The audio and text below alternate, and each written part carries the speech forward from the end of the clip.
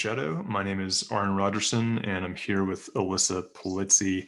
Today is our first event in the Dialectical Tarot series, where we unpack the tarot from different points of view and explore the different lineages, hoping to arrive at a greater understanding of the themes, symbolism, and history behind the cards. So today we're joined by Chris Gabriel of the MemeAnalysis YouTube channel and Matt Johnson of Spear of Fire Tarot. And the four of us will be discussing the Fool Tarot card. Alyssa, Chris, and Matt will each give us some opening thoughts about the Fool and its portrayal in the Rider-Waite, Thoth, and Marseille decks, respectively. And then we'll have an open discussion for about 30 minutes, followed by Q&A. So while we're talking, please throw any questions you have into the chat, and we will call on you during the Q&A portion to unmute yourself and ask your question. This is going to be recorded and posted on YouTube and streaming services. So if you don't want to be on camera or have your voice captured, just communicate that in the chat when you type in your question, and we will read the question for you. Also, because we're recording this on YouTube, we ask that you turn off your video for the discussion portion. And then once Q&A comes around, we'll have everyone turn their videos back on if they would like to. So please turn off your video now and we'll get started. Okay, so we'll go Alyssa and then Chris and then Matt for a few minutes each, after which we'll just have an open popcorn style discussion. So Alyssa, why don't you start us off with some opening thoughts on the major themes of the Fool Tarot card and its portrayal in Rider-Waite, and how you read with the Fool card in Rider-Waite, et cetera, et cetera.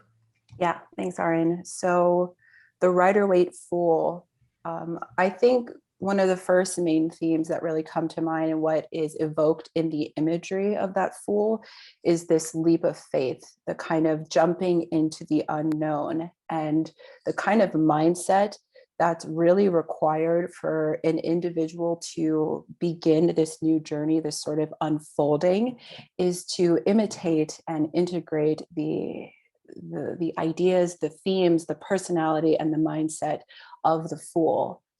So when we think about that word, there's a sense of a lack of knowledge. There's a feeling of the kind of uncertain path that's in front of an individual, and the recognition of there's a limited sense of consciousness around what you are exploring. To be foolish is to lack maybe a certain understanding or intelligence or awareness. But for us to begin again, for us to be the Fool, we have to return back to that place of simplicity where we can embark on that kind of hero's journey that's being presented to us without overthinking it, without being a master yet, and sort of returning back to this almost childlike state of innocence and curiosity and openness. And to me, the Rider-Waite Fool evokes that feeling of that openness to experience and the foolishness of nearly walking off of the mountainside because he's not really looking where he's going. But you know, we don't exactly know what's going to happen for the Fool next. Is he going to be caught, you know, in the hands of God? Is he going to fly? Is he going to tumble to his death? It's not really the purpose is to know what's coming next, but rather to embody this almost unconscious state so that we can move instinctually. And the last thing I'll say about the Rider-Waite Fool is that I think he embodies that archetype of the trickster. There's a sense that he is unknown, unnumbered, unnamed, and that gives him that kind of mercurial nature so that he can move through the different paths, the different doorways of the major arcana, and be present in all of them, sort of be the hero or the protagonist on this journey without too much of a strong sense of grasping or identity, because all of that is to come along the major arcana journey. Thanks. Chris, you want to share some thoughts on the Thoth deck? Sure. So to continue with that ability to be zero, we'll start out with something really advanced and we'll then go to the most simple thing. So zero is the most amazing technology. It's silly to describe it that way sometimes when we think about technology, you know, think about machines and computers, but the cards are themselves a technology. And the introduction of a unnumbered and essentially, you know, placeless card is extremely advanced.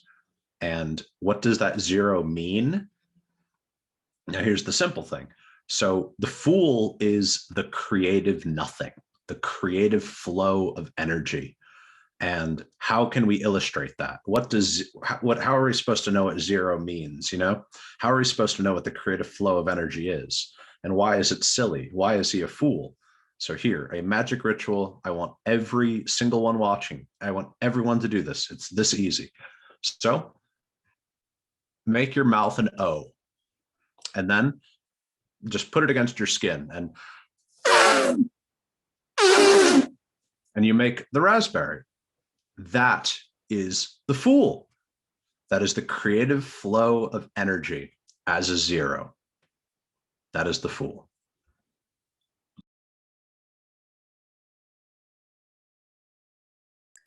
All right, Matt, got some thoughts for us? Of course, I got to follow that up, boy. Yeah. So the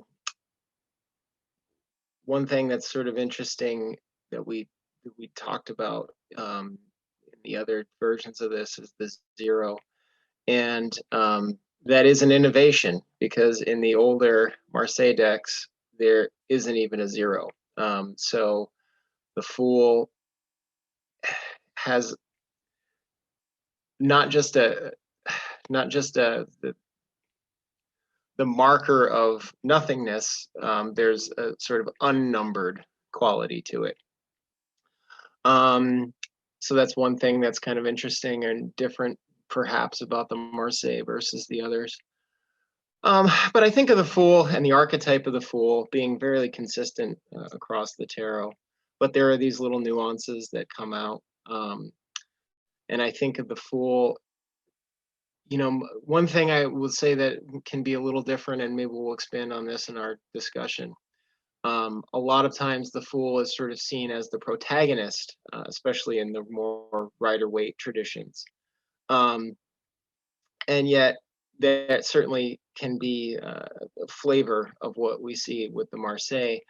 But I also sometimes encounter the Fool as sort of a guide to the rest of the tarot, and a way of being uncomfortable, or being comfortable with uncertainty, being willing to encounter it. He's got this sort of like goofy aspect to him that does not, whatever he's up to is not what society thinks he should be up to, and there's a sort of like weird rebellion to it. But there's also a strange confidence about how he approaches that, mixed with humility. So there's some kind of contradiction there. I think it'd be interesting for us to dive a little bit into the zero versus the unnumbered aspect of the Fool.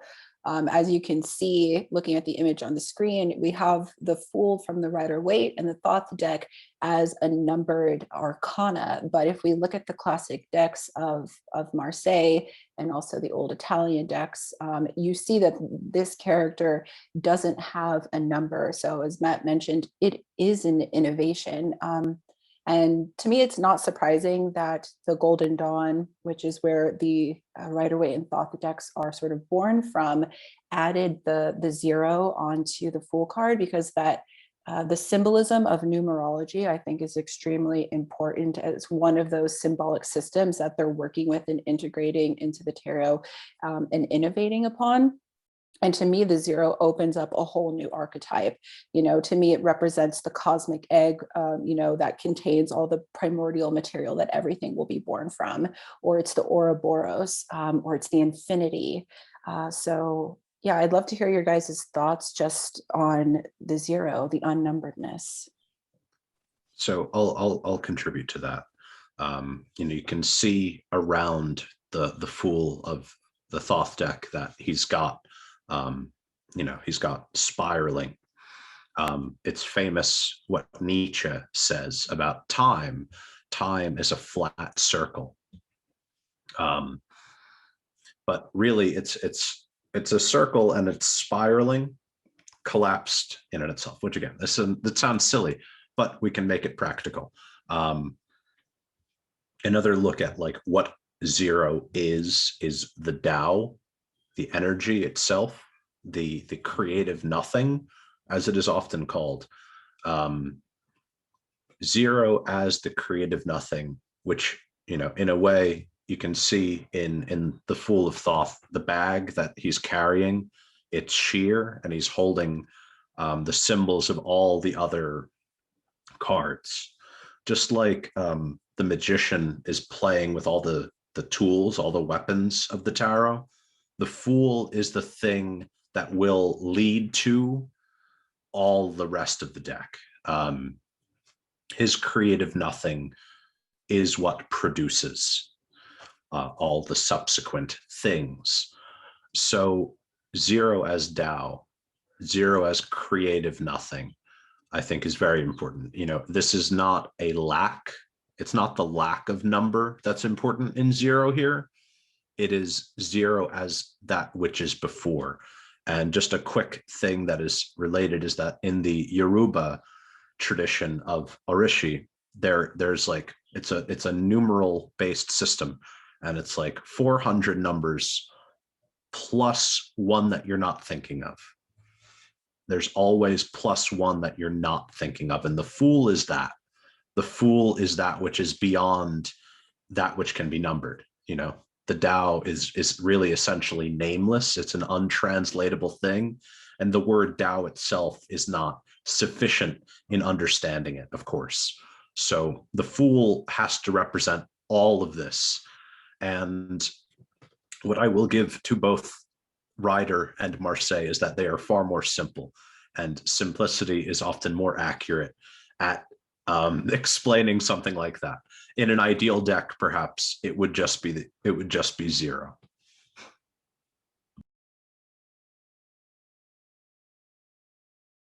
Matt, I'm curious, as a Marseille user, if you feel like the numberedness of the Fool is something that you appreciate, an innovation that's added onto it. From other readers of Marseille, sometimes I feel that there's a tension from adding that number and sort of trying to put the Fool into that context. Any thoughts on that? Yeah, it's a great question. To me, I don't look at it as a tension so much as it gives me more freedom to choose one way or the other. I can look at it as a zero, or I can look at it as unnumbered. And I think that there's,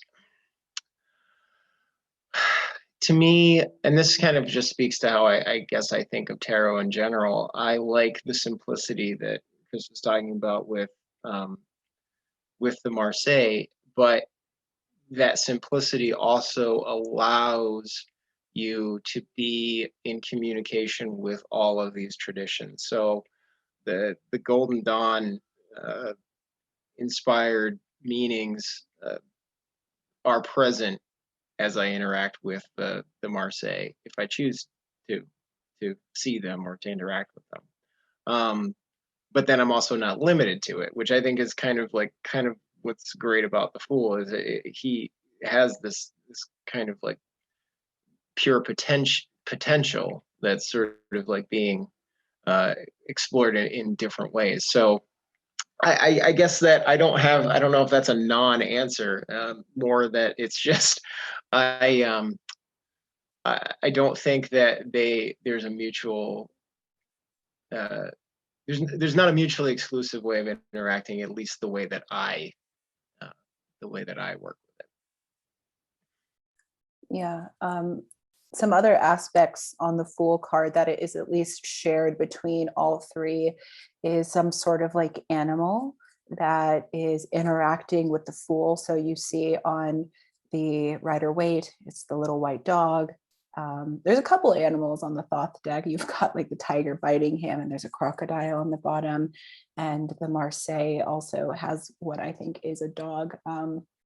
Any thoughts on the animal, or do you guys bring that into your understanding of the Fool or the symbolism and how that speaks to the general archetype? So as I described the Fool as the creative energy, who better to invoke than William Blake? Energy is delight. And the tiger in Blake's cosmology is the creative entity. The funny thing about all of it, though, is that in the Fool, he's goading the Fool on and on, but they really are very similar. They really are doing the same thing.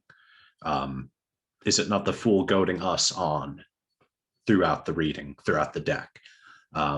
Just as the Fool is being led, the Fool is leading us. But energy is delight, and that tiger is that creative energy as well, moving.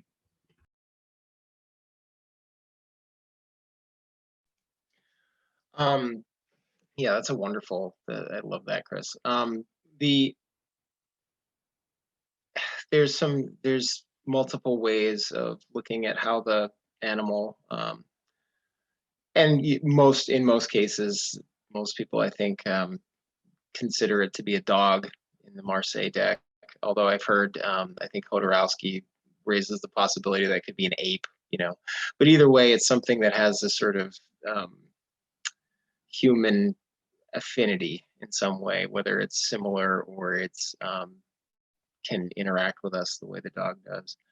And I've seen different people sort of look at how this character is interacting with the dog. Again, that real kind of like block simplicity of the Marseille leaves a lot of room for ambiguity in some ways. Like, is the dog playing with him? Is he attacking him? Is he pushing him away? Is he welcoming him, or is he sort of warning him away, like, you're not welcome here? And I don't really, I'm sort of agnostic about what's actually happening in the picture. But I find that having those nuances, well, I guess one of the things about if the dog is showing that the Fool is a stranger, it's kind of speaking to this sort of outsideness around it. One tarot historian kind of points out that the Fool's garb is of a class of these sort of troubadours that were popular in the Renaissance time that this imagery was sort of being put together. And the jongleur, where we get the word juggler from. And they were these sort of like traveling entertainers. And, even now in our culture, there's something that we kind of look at as outside about those people who have that traveling, there's that carny kind of feel to it. And the Fool can sort of like represent, well, and in the Judeo-Christian symbolism, it's the Fool, the wisdom of the world is foolishness with God, and vice versa. And there's an element of that too, where the things that the insights that the Fool brings to us can seem like they come from the outside in some way. And I think that interpreting the dog in that way, not that it's the only way to interpret it, but that adds something to how that archetype manifests. Yeah, I think. Sorry, Chris. Yeah, I think staying agnostic about the imagery, the symbolism here is important, and the little animal in the cards, I think, is very interesting because the imagery of it already is like kind of like ridiculous. It's like the scene in a movie where some dog has latched on to like a guy's leg and it's just like shaking around and he's trying to get it off. It's like there's always like there's some foolishness there. Like there's something about Mary when Ben Stiller gets bitten by the dog and he's like shaking it around. Like it's already kind of ridiculous and wacky. So that imagery is there. but I also kind of imagine that it's speaking to such an emptiness of the fool that he can be led around by this like little dog that he's just kind of like, nah, nah, nah. And like the dog would just be like, go that way. And he's like, okay. And they go this way. And the dog is like, and then like, he just goes off a cliff. And so that emptiness of the fool, his openness to letting the little animal inside him guide him, is kind of like what it's speaking to, is like when we sort of like empty ourselves and we become foolish, and we let sort of this more animalistic, repressed, almost like shadow side maybe of kind of like the little boy inside guide me. That's when like we can actually like come into new insights. We can see things that we don't normally see if we stop kind of acting like adults who are in control and instead sort of empty ourselves into like the little dog that kind of just like runs around barking. So the imagery there is, I see, is very interesting. And Chris, you had a point. So just to what Matt was saying about the appearance as a troubadour, as a musician. Back when I was younger, I liked to spend time with crust punks. And crust punks, there's like a phrase, there's a phrase for them, oogles. And it is so common that they are with dogs. It is oogles and their doogles. So like the very notion of the traveling musical fool and their dog, it is an archetype that is very, very real, very, very true. So, you know, we have all hopefully met the fool and their dog at one point or another. But just that it is a very real thing.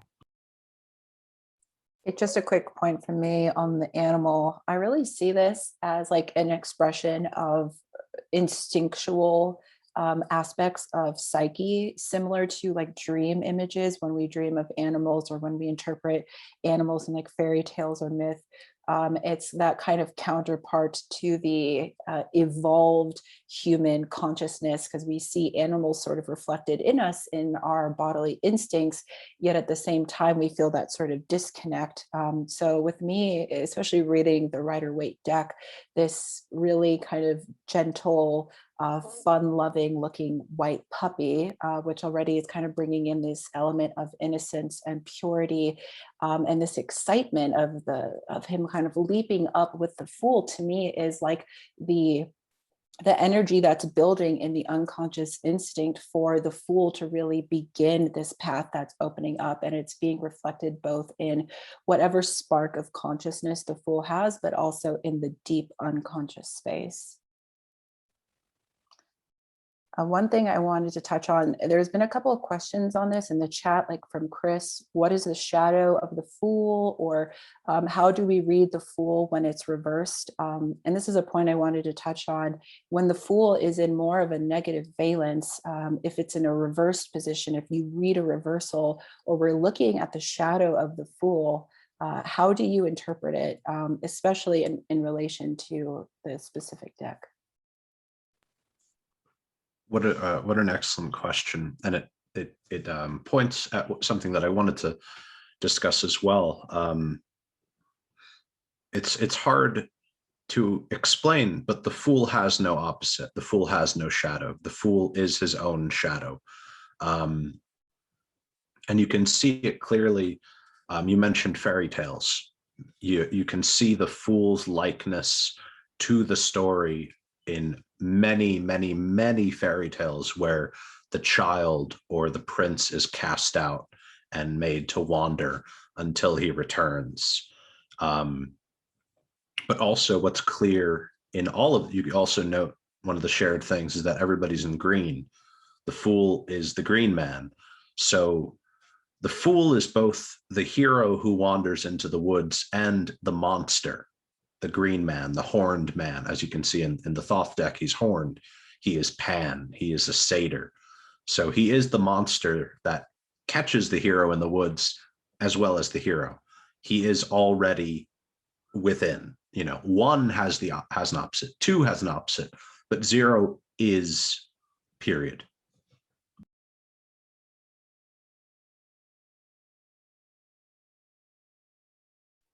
So that's brings up a couple of things that I think kind of circle back a little bit. One thing that's different about having the card be explicitly 0 and have the card being explicitly unnamed or implicitly unnamed, I guess is how I'd want to say that, is that there is in the Marseille deck, there is sort of another card that has some kind of reverse qualities, and that's the Nameless Arcana, the death card, which has a number but no name. And I don't, we don't have the PowerPoint or whatever, but I have the death card. If people aren't familiar with the imagery of it, there is something that's actually there's a certain affinity for the two images in the Marseille. They have kind of similar postures, and they're both holding this stick at the same kind of way, although what they're doing and how they're doing it is a very different idea. And there's a lot of different ways that the death card can be interpreted, obviously, but there's also there's a sense of transformation, and there's also this kind of like pressure or force that sort of like interacts against life. And you could almost kind of look at the Fool as like the life force that kind of contends with that creative thing that is trying to always flower and bloom, but it kind of comes up against this opposite in some cases there. So which doesn't kind of like negate anything that any of these other readings, but I do think it adds like something slightly different to it. I think that's some interesting points there, and what it brings up for me is that the Fool as 0, or as like the dog inside, or like the animal inside, kind of has this feeling of like libido or life force, of kind of like the bubbling up animalistic nature that's coming from below. And then like there's like Thanatos, which is like the death drive, which is kind of supposed, according to Freud, is like opposing libido, like life force versus death force. So I think it's kind of an interesting dichotomy there. And as I pointed out in the chat, is that like in the Rider-Waite, the Fool card has a white rose. He has a white rose in his hand, and the death card has a flag that has a white rose on it. So like there's like a connection there of like these opposing sort of life force of the Fool. His emptiness allows him to kind of embody this sort of libido, this like eros, this kind of animalistic nature. And the death card is sort of being like this imposing death drive. I don't know. It's interesting.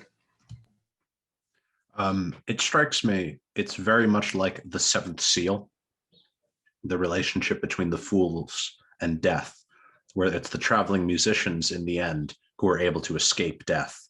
They're the only ones. And it brings me to a fairy tale that I think it carries the same image. I don't know if you've all seen the seventh seal, or you might have seen this motif in old paintings, but there's a Fool up on a tree and death is chopping it down. And like, when the tree is chopped down, the Fool is going to die. But I think by the very nature of the Fool, as you know in cartoons, when somebody walks off a cliff and they just keep going because they're not aware that they have stepped off the cliff, they just keep going. And that is why in the seventh seal, the Fools survive when everybody else dies. So it is a balanced relationship, because libido and Thanatos are not actually opposed. They are the two elements in the spiral. So it's not like death is not trying to kill the Fool, and the Fool is not trying to put an end to death.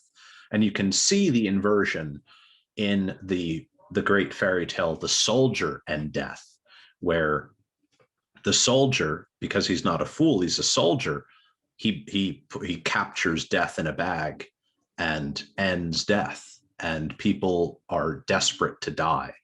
and he himself is cursed to live forever because of that.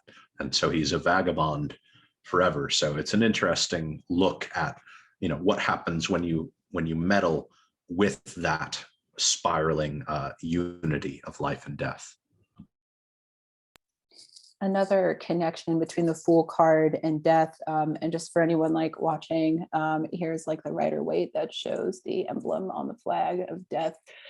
I relate the Fool card to that archetype of the trickster, which at its core is a type of psychopomp. We can look at the kind of trickstery element of Hermes as an example, who is one of the only main figures to really move between the world of the gods and the world of man and into the underworld, or to take individuals out or to ferry them through. And so the trickster, similar to the Fool, has that, as I mentioned, mercurial nature that allows them to kind of move between worlds, so that he can't fear Hades or he can't fear death, because his innate nature is that he's comprised of all of these parts. He can kind of shapeshift into what he needs to be, and that's what kind of guides you into deeper wisdom and deeper insight, and certainly towards transformation. The Fool is that beginning spark of the major arcana, and it's through him that we're able to make it towards the end, towards that arrival at the world. And it's that facing of death and many other challenges, but also recognizing that we can move through those and embody what needs to be embodied without grasping too tightly to a type of identity or structure that I think is so powerful. One other thing just about the shadow of the Fool is I basically always see this card as an extremely powerful and potent symbol when it comes out in a reading. But when it is reversed, there is a feeling sometimes, I think, that a querent, or if you're reading for yourself, of like a resistance towards this. Why isn't the archetype as accessible? Why might you be falling into foolish thoughts that maybe aren't actually developing a type of transformation? So I never really see the Fool in a deeply negative valence. I think other cards could push it in that direction, maybe showing that you might be in a state of a type of illusionment that could be played up more with the Fool as well. But ultimately, I see it as an extremely powerful card, and maybe it's on the onus of the individual being read for, when it's reversed, of why it's not being taken into their life and grounded as powerfully as it could be. That's a really wonderful way of kind of like, I often think of reversals. Well, I should actually point out, I don't often read with reversals, at least not intentionally. Sometimes I just get shuffle crazy and it happens, but that's not kind of like a huge part of what I'm trying to do. But there are other ways in which the energy of the card may feel challenged or reversed, or in a position that is in otherwise like has this like negative valence to it. And one thing like my thought kind of first goes to is what Alyssa was saying about that feeling like that you can't access the energy. So that's one of the first things, was when something is in that cart or is in that position where it's challenged, there can sometimes be an indication that there's a lack of access. The flow is restricted, that the faucet is only at a drip. But I've also had a few instances where the Fool will come up in a position where, based on the other cards and whatever else, there's also this sort of like aspect of it that can indicate. So like we're talking about all this like grand, high, mystical stuff in a way of, being in touch with the most, elemental parts of yourself and the libido and the life force. And yet, we live in a very embodied way.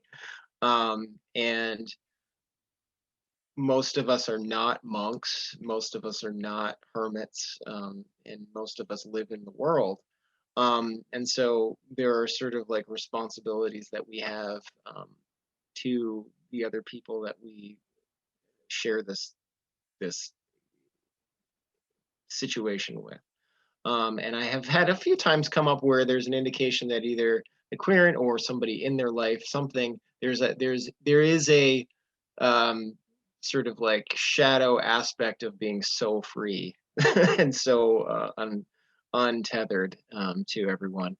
And I think that when the Fool is in a positive sense, you know, you have this wonderful freedom to be authentic and real.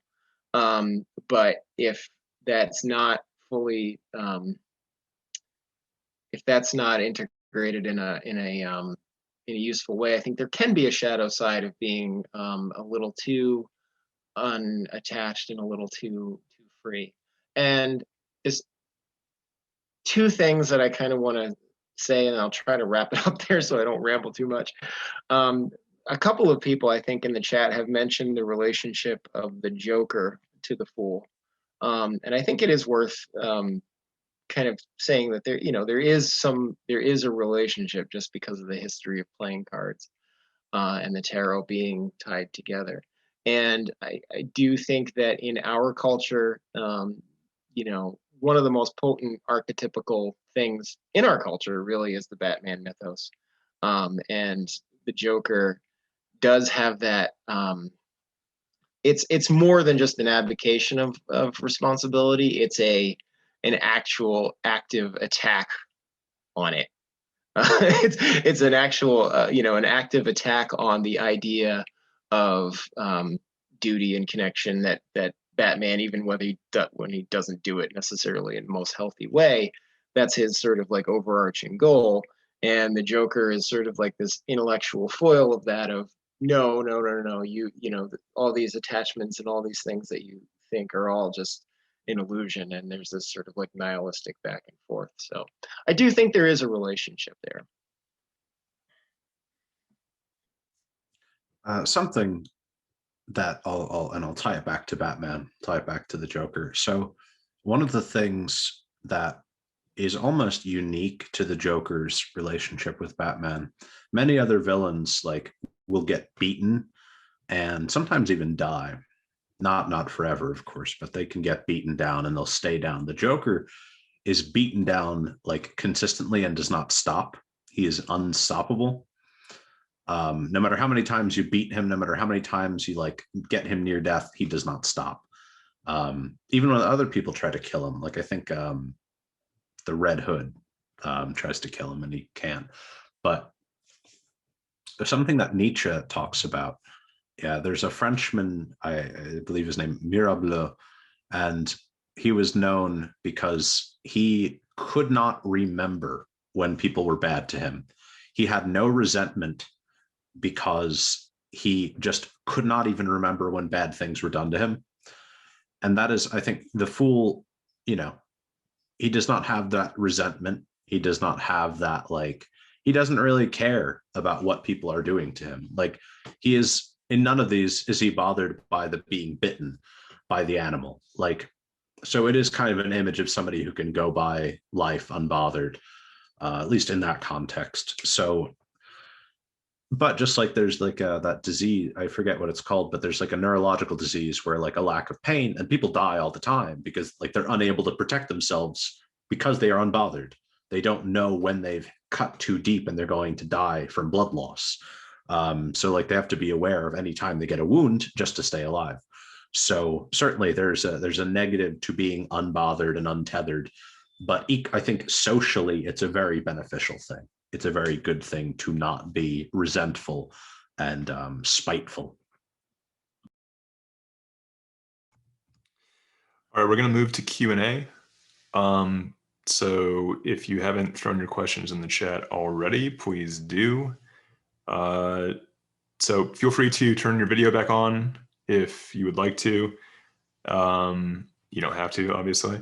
And I'm going to call on you, and feel free to unmute yourself when I call on you and read your question. So first, let's go with Cody.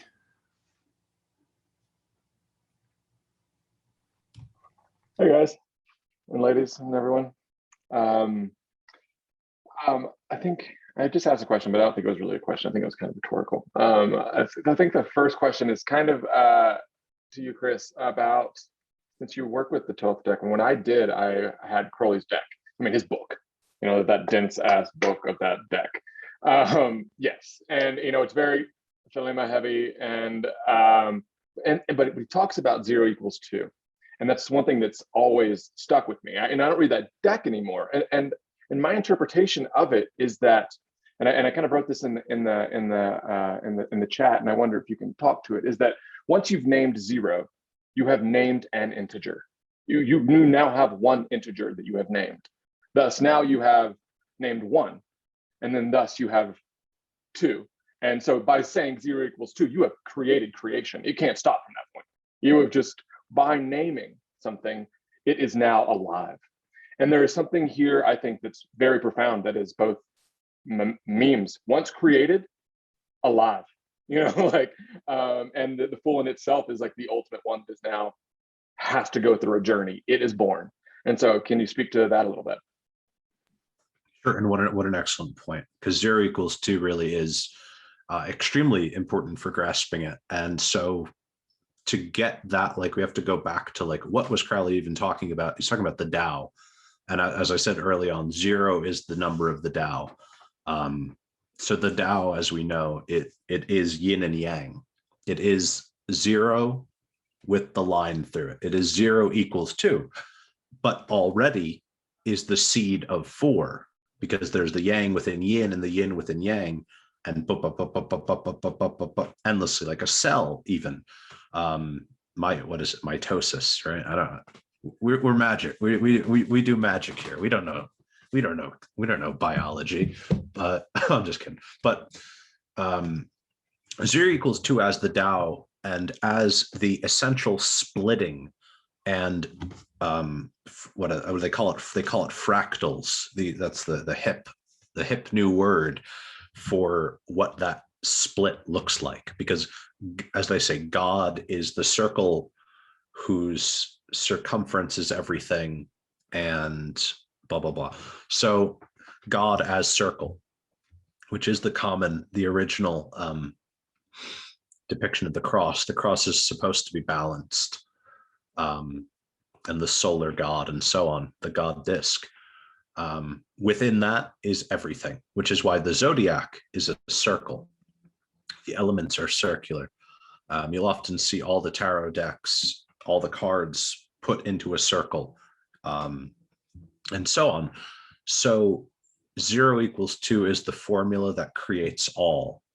As I said about the Fool, where he is the seed of all creation and of all the cards in the deck. So from that initial Tao, there are 2 dragons. They are yin and yang. The 2 dragons appear, and they do exactly what you said. They set about naming, and they create all the hexagrams in the I Ching. So they take that original 2 and they make it 64.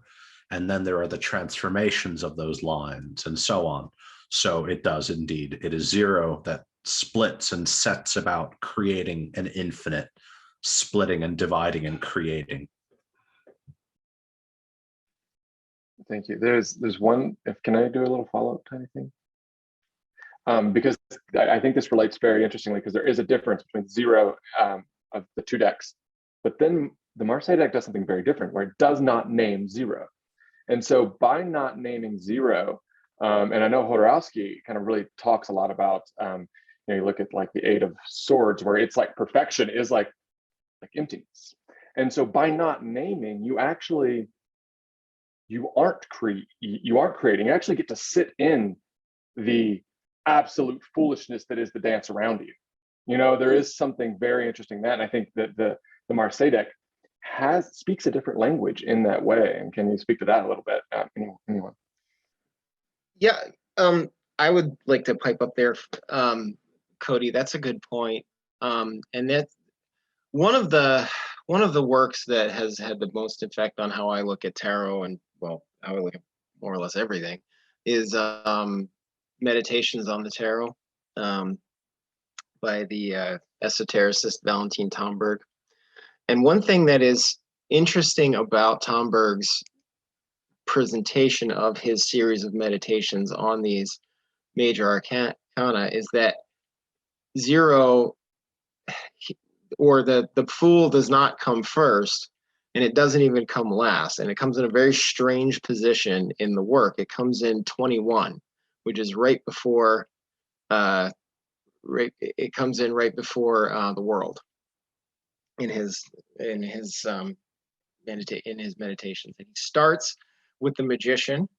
We're kind of used to like thinking of in the other traditions and the Golden Dawn system, you know, starting with zero and then one comes after zero. But he sort of like starts in this much more less abstract and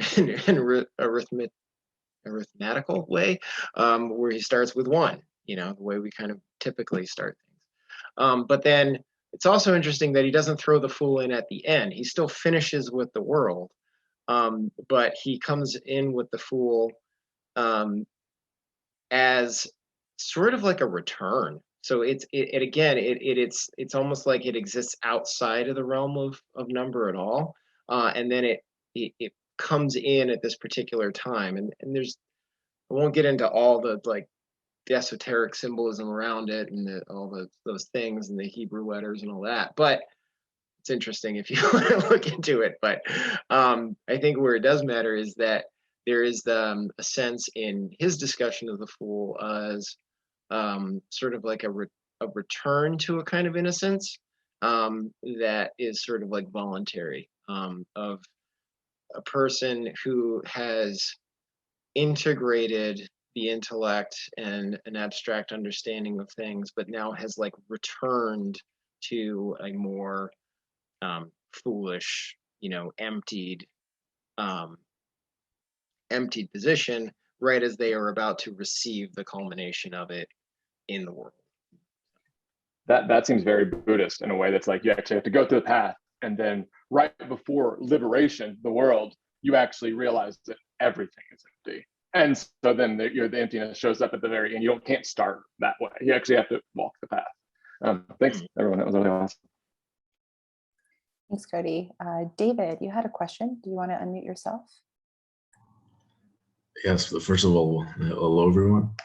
I have just one simple question, because when MemeAnalysis was talking about minimalism, and everyone was talking about the animal that's pursuing the fool, it reminded me of a deck I got once called the Intuitive Tarot, which sort of strips the fool of pretty much everything except the fool himself, and he's just sort of waiting at the edge of the cliff, sort of like inviting the viewer. And it got me thinking, what do you think of this interpretation? Is this, first of all, would this be a step in the right direction for minimalizing this card? And what do you think? Is this placing us as another fool? Is this placing us in the place of the animal? Does this mean anything? What do you think?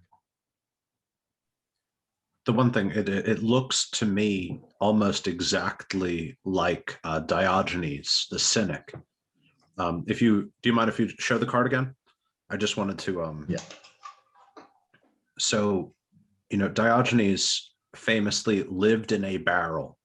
He lived in a barrel, and it's the sun, right? It's the sun that's in that card.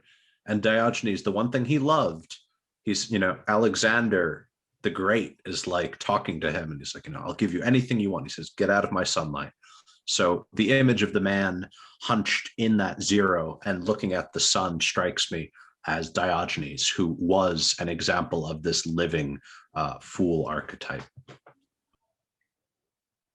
That's a great point, Chris. I love that invitation sense and the simplicity, or that kind of Diogenes archetype, which is in some ways like a renunciation of all of these pleasures or of power, and coming back to this simplistic form that I think is embodied in the archetype of the fool. When we're being invited to step into that archetype, to me, it is a conscious choice to, in many ways, release ourselves from everything that has defined, you know, who you are, your identity, the path that you've been walking. You need that kind of courage and faith to release and let go so that you can actually kind of embark on something new, especially a path that's kind of leading you towards a greater spiritual transformation. So if that card, is bringing that sense of invitation in a very simplistic manner, I think that is a really great development in portrayal, because I think the Fool is an invitation at its core. It's the question of, will you take the leap into the unknown, or will you stay in the known world? If I may just add one more tiny thing. Cynic means dog, and Diogenes would bite people like a dog. So there you have it. He is the dog of the tarot. That was all. And wasn't he also known to always be accompanied by stray dogs? I think I heard this somewhere. Okay, let's go to, excuse me if I'm mispronouncing this, but Ewan Man, you had a question? I think they wanted us to read it for him, actually. Did they? Did I miss that? Yeah. So go okay, ahead. I'll read it. Sorry. Okay, the question is, do you see destruction as the cause of coming into being as relating to the Fool and to the White Rose you talked about with death?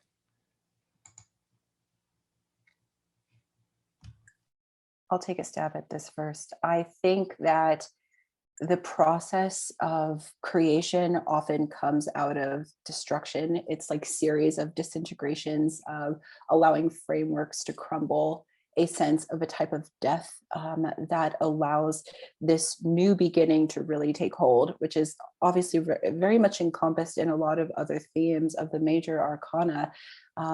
But to me, the Fool being this initial strike of potential for the major arcana says that something has kind of closed out and completed, and that destruction can be something that's extremely violent. It could be a type of closure that's come naturally, but there's an implication of endings when a new beginning is happening or a new chapter is starting. So this element of death, of the cycles, of the beginnings that come, ultimately are very much linked to that sense of loss or closure or destruction. So I see them as very inextricably linked. What Nietzsche describes, and what I mentioned briefly, is the monster of energy. That he says, do you want to look at my world? Imagine a monster of energy, and it's a ring, it's a zero, where there is no, as we now know with thermodynamics, no energy is ever created or destroyed. It's just constantly transforming.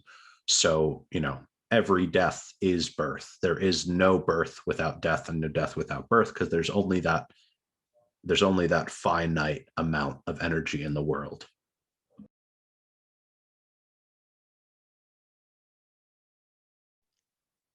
This just makes me think of something I heard the other day that I just loved. It was from John Michael Greer. Some people might be familiar with, a somewhat famous writer and esotericist. Said that the food chain is actually a wonderfully can't remember the word, egalitarian system, I think, because everything gets to eat many, many times and only has to worry about being eaten once. And so there is this kind of idea that, this pressure is what allows the variety and wonder of life to happen. And there is no way that it can be generated without those forces being in tension.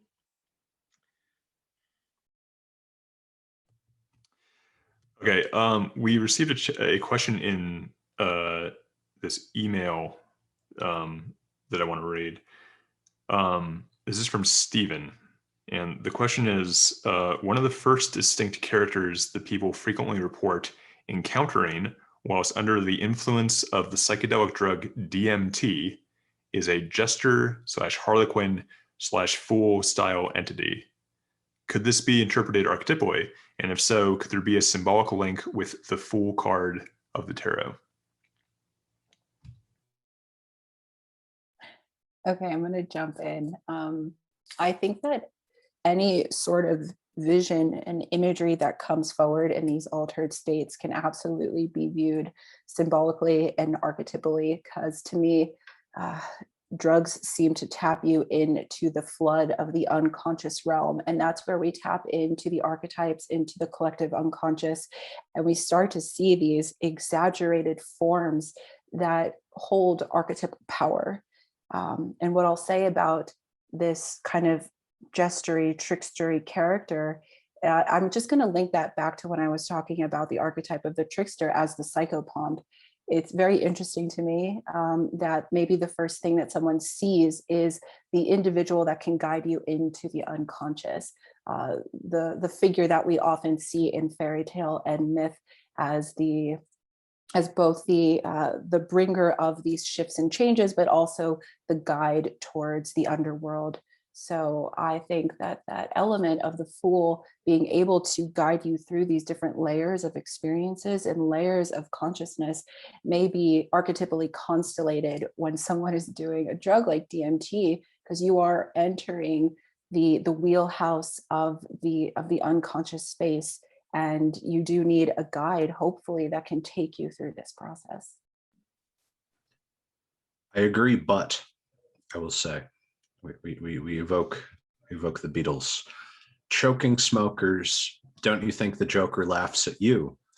I think it's a big mistake to assume that every time we meet the Fool or meet a trickster, especially within a drug space or a dream, that they're going to be helping you. I mean, helping you is big. Helping you can be like stabbing you, you know?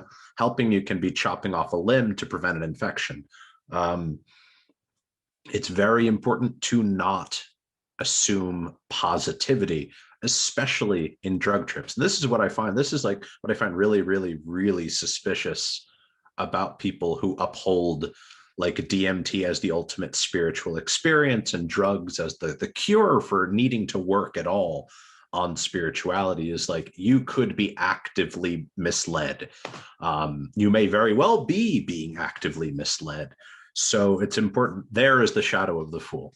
You know, you are the Fool in that context, being blindly led on. So I just think it's important to be suspicious about putting faith into drugs, especially expecting, like Jung himself says, like most people who like I think peyote and mescaline, like if you take it and you have an archetypal experience, it's most likely that you're not even prepared for what you're going to experience. You won't be able to integrate it. It will mean nothing at the time. So that's that. Yeah, Chris, I totally agree with you. And to this point, we have to recognize that when we deal with archetypal dynamics and energies, that they are not wholly good or wholly negative. They are ambiguous, they are ambivalent, and they can swing between this axis of empowering and transforming and also destruction. So when you open yourself up to these incredibly life-altering, powerful experiences, you know, which way is that going to go? You know, is the trickster psychopomp going to guide you towards this kind of heaven-like experience, or is he going to take you into the depths of hell? And I think just the sheer amount of like bad trips, quote unquote, that people have is an indication that when you begin to play with this archetypal power, you may get burned, and we have to use it very wisely. Just like a quick comment that I think is an interesting thing, interesting insight, is that like I have like a serious sort of trickster archetype in me. And when I'm sober like this, like it usually involves trying to kind of bring people into like a liminal place, or kind of move things and shake things up to kind of bring people insights. But when I get drunk, it goes into shadow, and I just start wanting to like raise hell. Like I'll just start fucking with people in this way where it's like gone off the edge, and now I'm just like going around pranking everyone and like knocking shit over. And like I find that to be like fun, but it's like it's almost like the trickster has fallen into shadow. So I think it's an interesting idea that like the Fool could be, he shakes things up and kind of brings you into like insight, but he could also just be there to like burn the house down. So anyways, I think that's why I think the Thoth Tarot shows it best, it's Pan. And Pan and satyrs in general are like, they'll help people. They'll, like, I think, the story of Midas helping out Silenus. And, he's done all this good stuff for Silenus. And he's like, oh, can you, he's like, oh, I'm going to give you whatever you want. And he's like, oh, tell me what's best. And he's just like, you should die. You should be dead right now. That's what's best for you.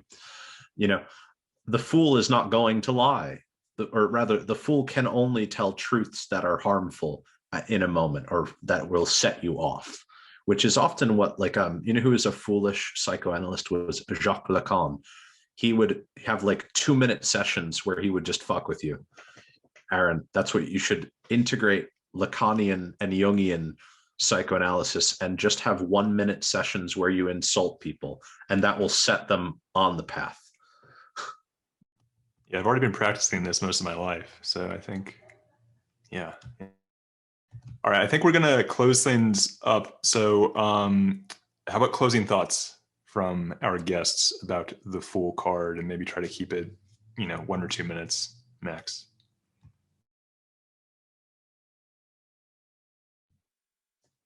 I think I'm very happy that you brought up your card in the Intuitive Tarot, David. And because it strikes me as with what my experience with the Oogles and their Dougals, I would say I have 2 very good friends who are the Fool archetype to me. And I am like always learning something just by seeing them be foolish and wild. Find the Fool in your life. Find those who can embody this and learn something from it. That will teach you more about the tarot than any number of readings where you don't fully live it and know it. So that's what I would say. I had a wonderful time. Thank you for having me on.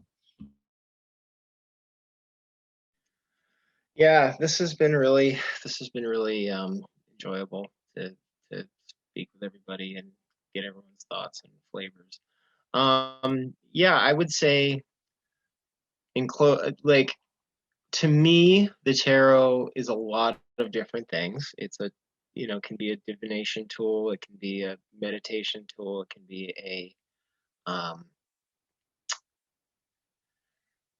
lot of different things. But one of the things that I think it really excels at, and has been for me, is it is a way in to something deeper. So it has this sort of initiatory quality to it. And what I think the Fool specifically kind of invites us to take a sort of playful approach to things, but what we are kind of, as Alyssa said, we're encountering archetypical forces when we do it. But there's something that's what resonates to me about the practice in general, is that we are doing this voluntarily. We're kind of like trying to interact with these archetypical forces, or these supernatural, depending on how your metaphysics are. And the thing I see is that those things are going to be interacting with us no matter what. So we can either be a pawn of them, or we can start to be sort of conscious about how we do it. And I think the Fool, meditating on him, being guided by him, interacting with him, believing him, and knowing when not to believe him, is all good practice of how we can kind of engage with this larger world that is going to engage with us one way or the other. But it's better to be, I think it's better to be conscious about how we do it, rather than just have it be something that happens to us. So thank you everybody for coming, and thank you for having me, Alyssa and Arran. Thanks to everyone who joined, and to the panelists today. Yeah, the Fool is one of the most compelling cards of the tarot, and I think that's saying something, because they're all extremely complex, and you could spend years and years really learning their secrets and having deeper and deeper revelations. But to me, it all starts with the Fool. And I think that's what I really love about the implication of the Rider-Waite deck, is that he's present in every card. As 0, he's unnumbered and yet still implied in this sort of linear and non-linear development. And to embrace the Fool is something that we can do at any moment in our life, in ways that are grounded and completely ungrounded through spiritual practice or in practical life. And the invitation that the Fool offers us, I think, is one in which we can really develop ourselves in all of these dynamic ways. So to me, he is one of the most powerful cards of the deck. And I hope that what we shared today offered some dynamic insights and considerations. And thanks, everybody. Okay, so thanks to our guests, Matt and Chris. You can find their work at these links that I will post in the chat. Chris is of MemeAnalysis on YouTube. Matt runs a tarot practice called Spirit of Fire Tarot. You can click all those links to find them. We have more upcoming events at the Golden Shadow. I'm going to post those in the chat as well. We have a tarot workshop coming up called Cards of the Shadow. That's going to be on Saturday, April 24th at 12 p.m. Kayleen Asbo is coming to speak about the Heroine's Path. Anderson Todd will talk to us about alchemy and the Philosopher's Stone. And we have another workshop on myth with Vasilisa the Wise coming up in May. So go to goldenshadow.org, check out these events, and we hope to see you next time. So thanks, everyone.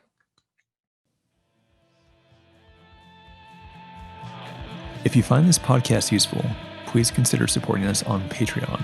Go to patreon.com/goldenshadow.org.